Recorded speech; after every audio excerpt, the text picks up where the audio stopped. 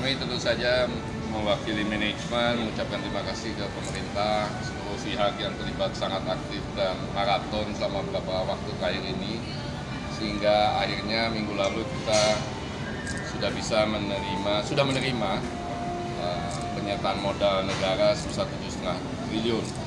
Dan seperti komitmen kami, 7,5 triliun itu kita akan pakai mayoritas 60%-an untuk restorasi pesawat, untuk memastikan bahwa alat produksi kita dalam bentuk pesawat ini akan lebih banyak yang beroperasi dan sisanya untuk modal kerja. Saya juga ingin tegaskan bahwa ini dana 7,5 triliun ini tidak akan kita gunakan untuk membayar utang, juga tidak akan digunakan untuk karyawan. Restorasi pesawat berapa, Pak? Ya, total yang kita harapkan sih memang di bisnis plan di sekitaran 60 lebih ya. Ini sebagian sudah kita restorasi dari dana operasional hasil operasi kita selama beberapa bulan terakhir ini. Kita juga ada kerjasama dari BPA sebesar 50 juta dolar, dan ini sisanya akan kita gunakan untuk restorasi pesawat-pesawat lainnya. Ini memang beberapa pesawat membutuhkan dana yang cukup besar, Pak Rahmat ya, khususnya pesawat-pesawat berbadan lebar yang mesinnya atau engine-nya sudah jatuh tempo untuk di overhaul. Tahun depan apa? Ini kelanjutan, jadi dana ini akan kita pakai untuk tahun ini, kelanjutannya sampai tahun depan, dan kita harapkan bisa selesai di pertengahan tahun ya Pak Ahmad ya. Dan Pak Ade, Direktur Komersial juga nunggu terus pesawat ini untuk bisa kita tawarkan penggunaannya bagi para pelanggan kita, baik itu di domestik maupun penerbangan internasional.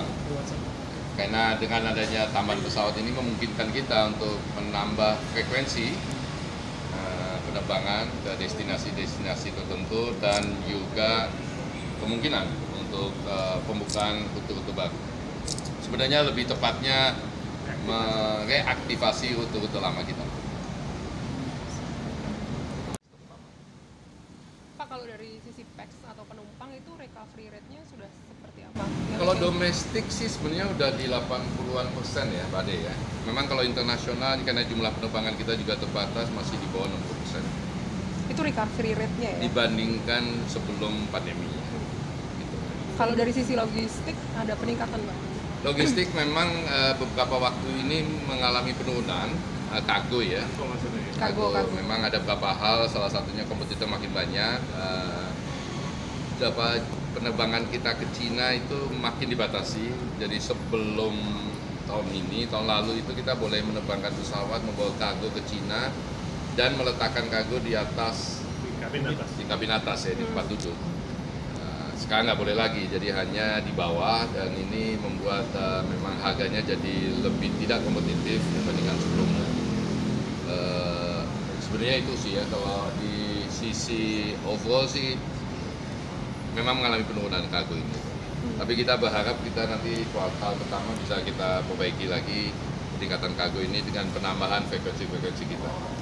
Dan taksi sudah kembali ke pre-pandemic level atau Bapak Belum. tahun depan? Tahun depan secara kan kita pada waktu pandemi itu ada semacam konsensus para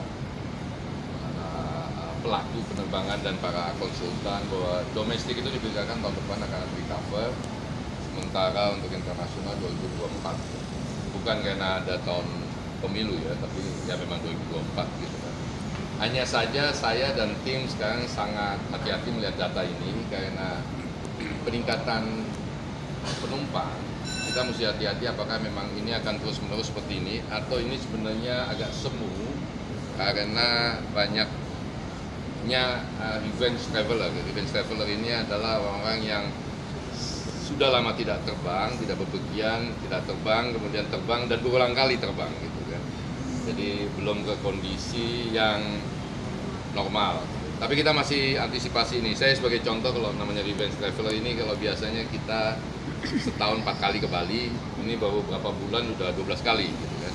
Pertanyaannya adalah apakah mereka akan rutin ke depannya 12 kali atau nanti balik keempat. Kalau keempat kali artinya kan ada penurunan cukup drastis daripada jumlah penumpang.